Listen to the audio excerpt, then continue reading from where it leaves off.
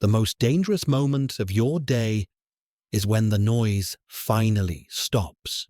When you stop scrolling, stop checking your phone, not because someone told you, but because suddenly there's nothing left to distract you. That's when you start hearing things you've been avoiding. This is the story of someone who heard it later than he should have. He wasn't unhappy. That's what made it confusing. From the outside, his life looked fine. A job that paid the bills. A city that never really slept. Days busy enough to avoid certain questions. People around him thought he was doing well. And most days, he agreed with them. But one night didn't feel like the others. When the noise faded. When the messages stopped coming in. When there was nothing left to distract him. That's when silence took over. And it wasn't peaceful. It was uncomfortable, because in that quiet, something he had buried came back. The silence didn't arrive once and disappear. It returned, quietly, without warning. Not every night, just often enough.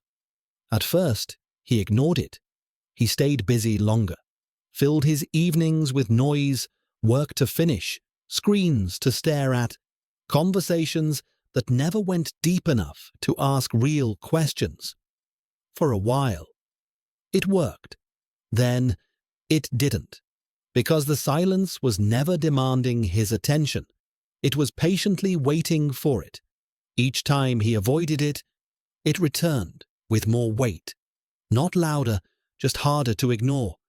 It didn't feel like sadness. It didn't feel like fear. It felt quieter than both and far more exhausting. Progress without direction began to drain him, and in those quiet moments, a thought began to form. Not fully, not clearly, but close enough to be unsettling. He realized something he wasn't ready to admit. He wasn't tired because life was difficult. He was tired because he kept postponing himself. He had been living as if life would begin later. Later, when things slowed down. Later, when responsibilities eased. But later never arrived. It only moved further away. The idea didn't feel like escape. It felt like interruption. An interruption to a life that functioned, but no longer felt alive. He didn't talk about it. There were no words that felt safe enough. How do you explain being exhausted by a life that looks successful? So he kept it to himself. What people never saw was how long he stayed. Years of showing up without applause, mornings before he felt ready, nights ending with unfinished thoughts. His life wasn't dramatic. It was repetitive. Work, commute, responsibility. There were ambitions once, quiet ones, the kind you postpone, because there's always something more urgent. He told himself there would be time later. Dreams weren't crushed, they were delayed. And from the outside, it looked like progress. No one ever pointed to a single moment and called it loss. It happened slowly, in pieces small enough to ignore. Calls returned later, moments postponed, conversations shortened. Time wasn't wasted. It was spent responsibly, on duty, on being dependable. Birthdays passed quietly. Relationships adjusted to his absence. And without realizing it, distance became normal. He didn't feel broken. And that was the danger. Nothing collapsed. Nothing failed loudly. The cost stayed invisible. Until one day, it didn't.